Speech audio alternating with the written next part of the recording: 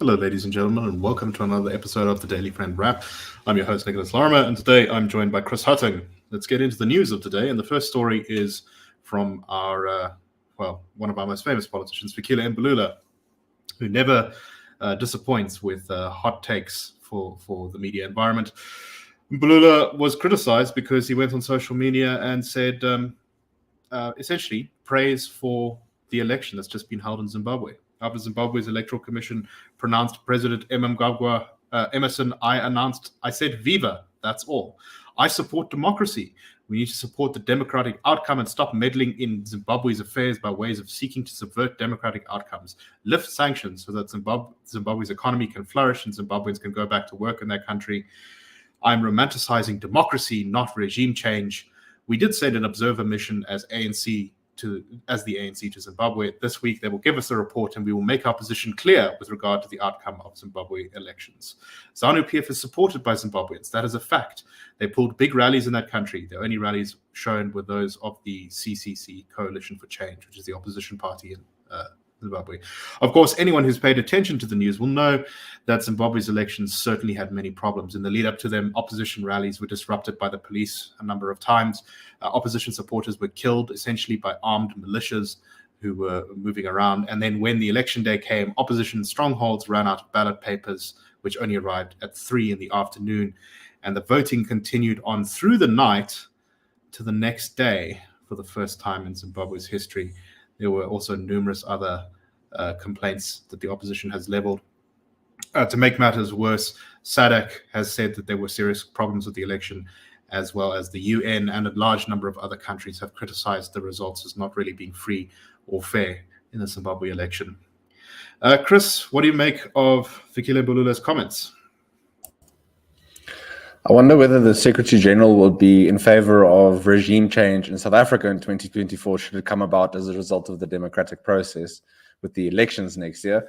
It's interesting, this constant appeal to the quote-unquote democratic process when it favors you, but then there aren't questions around what makes up the democratic process. So, for example, is there intimidation or not? Is there issues with stuffing of ballot boxes, which wasn't the case here, the allegations on that. But that's just another example. You can't just use this catch-all phrase and then not define what your requirements are of that. I also found it interesting following his feed on Twitter on Sunday, where very early in the day it was declaring that ZANU-PF had won, and then later on in the day he said, no, I was just, it looked like things were pointing in that direction. So maybe popping the champagne bottles, the corks before it was appropriate. It's interesting how it again exposes how at least someone within the top echelons of the ANC continues to favor the ruling ZANU-PF, and you wonder about certain arrangements, certain favors, all that sort of thing. It casts doubt when it shouldn't have to be, that sort of thing. So it's a very dirty sort of episode, and I think snapshot of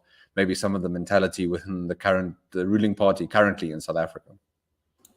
No, this for me, the main issue here is that it's clear that the ANC doesn't have a lot of respect for democracy abroad, and that makes one think, does it have respect for democracy, as you say, here in South Africa?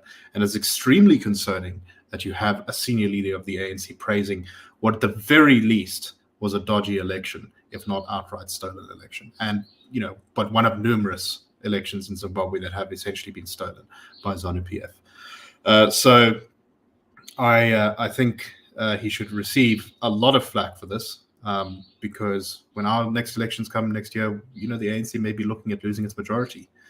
And then I don't want to see the same kind of attitude from the ANC then. Okay, let's move on to our next topic. And this is an interesting one because I think it shows some major shifts that are going on in global politics. So an 18-year-old climate activist from Sweden, a woman called Ia Anstut, who was part of Greta Thunberg's school strike movement, is joining a case in the European Court against the environmental organization Greenpeace, saying that Greenpeace needs to drop what she calls its old-fashioned anti-nuclear stance. She says that the opposition to nuclear power is unscientific and only helps the fossil fuel lobby. She went on to say, quote, I feel like a lot of the arguments that are used from Greenpeace and other older environmentalists are very identity-based. It nearly feels like being anti-nuclear is a question of identity for these older environmentalists. These old issues are ones that nuclear has mostly moved past, and also the global situation has changed. In the 60s and 70s, during the anti-nuclear protests, the climate crisis was not as much of a concern as it is today. This is fascinating to me because for a long time, the environmentalist movement has made opposition to nuclear power a kind of cornerstone of their agenda. But it really does seem like, in my mind, reality is catching up now, that you can't ignore nuclear power as a clean, efficient, and stable way of providing power to people. What do you make of this, Chris?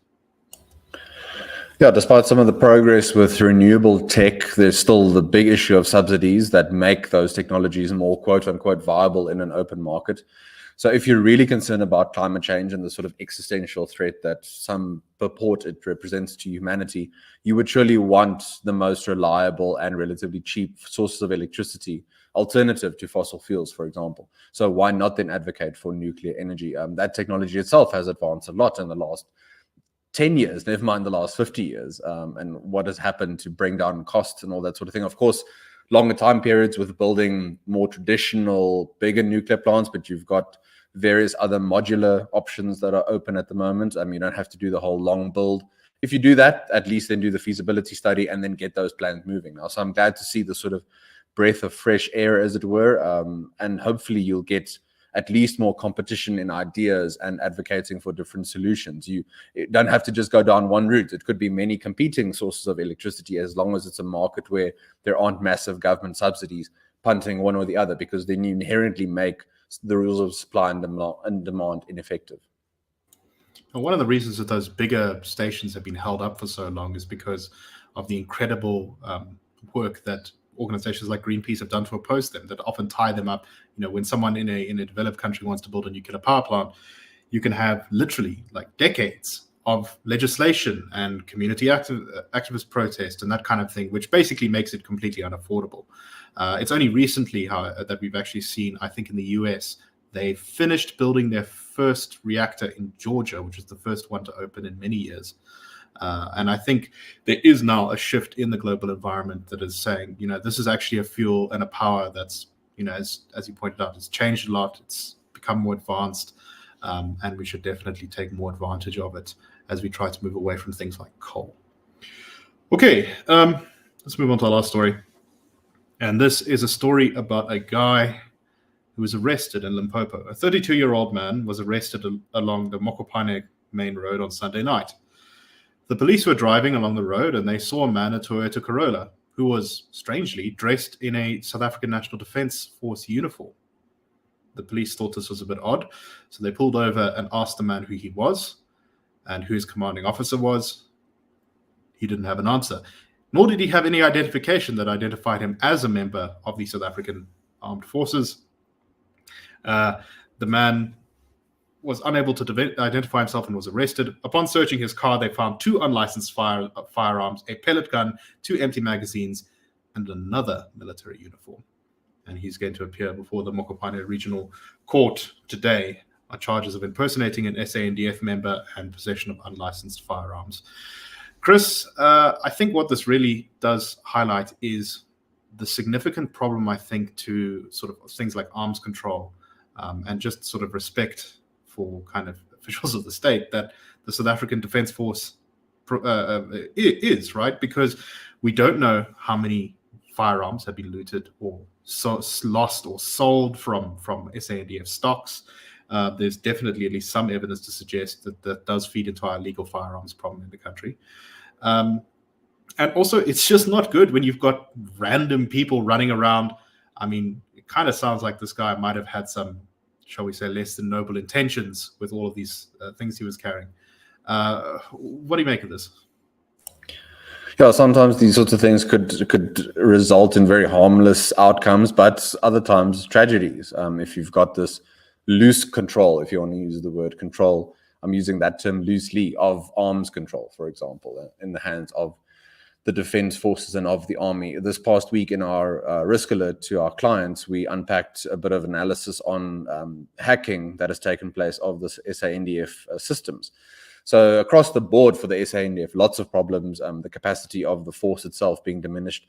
over time, and then that feeds into more criminal elements. And the police, of course, have their own challenges. They can't counter necessarily when these other arms proliferate across society, into gangs, into sort of mafia activity, and that in and of itself then has a negative effect on society and on the economy. So lots of challenges for the SANDF to try and tackle, and there's sort of one symptom or manifestation of the issues that they currently face, unfortunately. Indeed. Anyway, that is all the time we have for today. So thank you very much for listening. We hope you found this interesting, and we will see you tomorrow on the Daily Friend Wrap. That's a wrap.